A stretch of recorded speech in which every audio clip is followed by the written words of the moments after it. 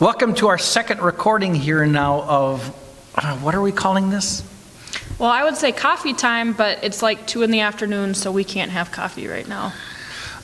I thought you could have coffee any time of the day that you wanted. I mean, that seems to be one of your teaching moments to this congregation. Well, it is, but I'm trying to use this pandemic to develop some good habits, you know what I mean? Coffee time with Pastor Kristina and Pastor Gary, or also known as It Is Well With My Soul devotions. We are on the week of Holy Week. Today is Wednesday, Monday, Thursday, and Good Friday. And this church will be one combined worship service, and then we'll be broadcasting Easter worship here. So make sure you watch all of those. But first, our theme music. And I introduced everybody last week to the theme music. I don't know if you can even see this, and it's not that important, but this is the theme music we're stealing from Davy and Goliath, the cartoon from the 1960s. And I told you it began with Luther's A Mighty Fortress Is Our God. So I'm going to play this, and so you can actually hear it from the cartoon, the beginning trumpets that introduce our coffee time. Ready?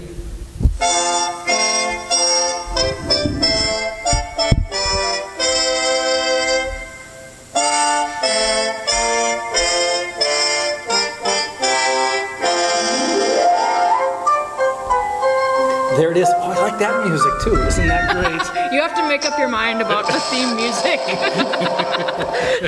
There it is. A Mighty Fortress Is Our God.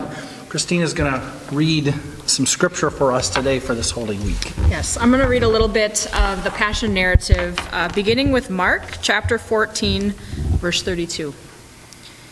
They went to a place called Gethsemane, and Jesus said to his disciples, "Sit here while I pray." He took Peter, James, and John along with him, and he began to be deeply distressed and troubled. "My soul is overwhelmed with sorrow to the point of death," he said to them. "Stay here and keep watch." Going a little farther, he fell to the ground and prayed that if possible the hour might pass from him. "Abba, Father," he said, "everything is possible for you. Take this cup from me. Yet not what I will, but what you will." Then he returned to his disciples and found them sleeping. "Simon," he said to Peter, "are you asleep? Could you not keep watch for 1 hour? Watch and pray so that you will not fall into temptation. The spirit is willing, but the flesh is weak." Once more he went away and prayed the same thing. When he came back, he again found them sleeping because their eyes were heavy. They did not know what to say to him.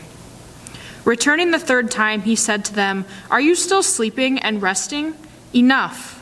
The hour has come. Look, the Son of Man is betrayed into the hands of sinners. Rise, let us go. Here comes my betrayer." As he was speaking, Judas, one of the 12, appeared. With him was a crowd armed with swords and clubs, sent from the chief priests, the teacher of the law, and the elders. Now the betrayer had arranged a signal with them. "The one I kiss is the man. Arrest him and lead him away under guard." Going at once to Jesus, Judas said, "Rabbi," and kissed him. The men seized Jesus and arrested him. Then one of those standing near drew his sword and struck the servant of the high priest, cutting off his ear. "Am I leading a rebellion," said Jesus, "that you have come out with swords and clubs to capture me? Every day I was with you, teaching in the temple courts, and you did not arrest me. But the scriptures must be fulfilled." Then everyone deserted him and fled. Heavy stuff for Holy Week. Reflections, your thoughts? One of the things I was thinking today is that this is Holy Week, but I'm just not feeling like it's Holy Week. You know, I feel like this Holy Week is the worst one I've ever had. And just because we're trapped inside all the time. And, you know, I was kind of thinking maybe that's the point, is that Holy Week isn't supposed to be fun. We're dealing with this heavy, difficult story. And I think that as horrible as this quarantine is, it's also an experience, an opportunity for us to lean into the story a little bit more. Yeah, that's helpful. I heard this story this time a little bit differently. reflecting upon our last month together. In our household, we are all together, and we have one time at supper time in which everybody, whatever they've gone throughout the week or throughout the day, supper time is, people have been putting energy into it, whoever's cooking that night. And there is this time at supper, lasts a half an hour, 45 minutes, and then dishes afterwards, that our community comes together again. Mom and dad and kids and whoever is with us. We have a young man who also lives with us downstairs. He comes up during that time. And then the evening winds down where people go to their own space again. And then the morning, everybody is kind of on their own schedule. So when you're in the kitchen at our house during this time, it's kind of your time to make your meal, clean up, and we have rules now that are pretty clear. After you make a mess, you are responsible for it. That's our routine, and it's become kind of our salvation, our sense of being together in community. And then there's a time where it's like, I need to be alone. I need to find my space. I need to refocus again. And that's what I heard going on in this story. I heard Jesus, the story begins with Jesus by himself in the garden praying. It's as though he has his alone time. And then he goes back and spends time with his disciples. In this story, he's trying to wake them up, but that's been their pattern. That's what communion is about, is that evening, that sacred evening where the 12 are gathered together, sharing this meal. And now this is the story that follows right after that first communion. In your house, how have you been dealing with we're together too much, but we're not, but we need each other? Yeah, it's interesting that you name that mix of being alone and being together, because what I have is I'm never alone. I have these kids hanging on me like every moment of the day, and yet I feel lonely for adult interaction or lonely for my friends. And so it's very weird, that feeling of being alone. And I think that a lot of people are going through that experience of loneliness. But even in the midst of it, there's not that rest that comes with that life-giving alone time, if that makes sense. It does. I've had friends now, I got 2 or 3 different groups that have popped up on texting. And people that before this all happened, we text periodically with each other. But now it's like a daily thing, conversation. Tell us your favorite baseball, blah, blah, whatever it is. So I get 2 different groups that are currently active. And sometimes when it goes off, I say, I'm not interested. I'm not there right now to even. And then we'll go down, one group has 4 of us, and another has just 3 of us. And we'll sit and have conversations. And it feels a little bit like eating 2/3 of a bag of potato chips. It's good, but I'm waiting for that time to see everybody again, to really be connected again. So we are sitting in that time in which we are all longing for this virus concern to be gone, and we can reconnect.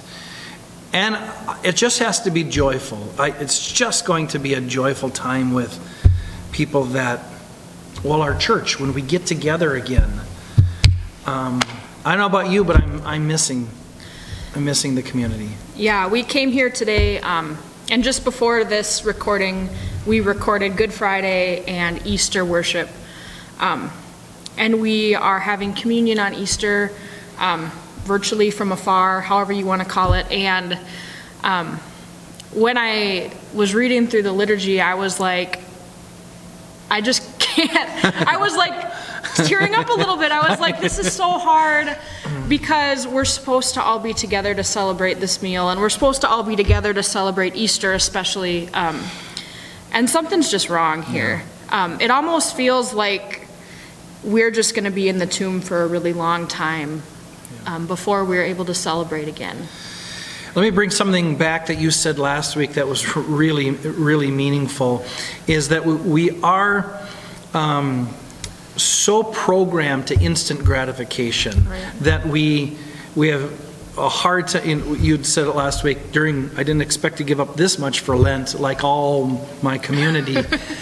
And that's true. We want the satisfaction of all that comes with family and life and community. We want all that. Want to just go to a restaurant again and sit and eat.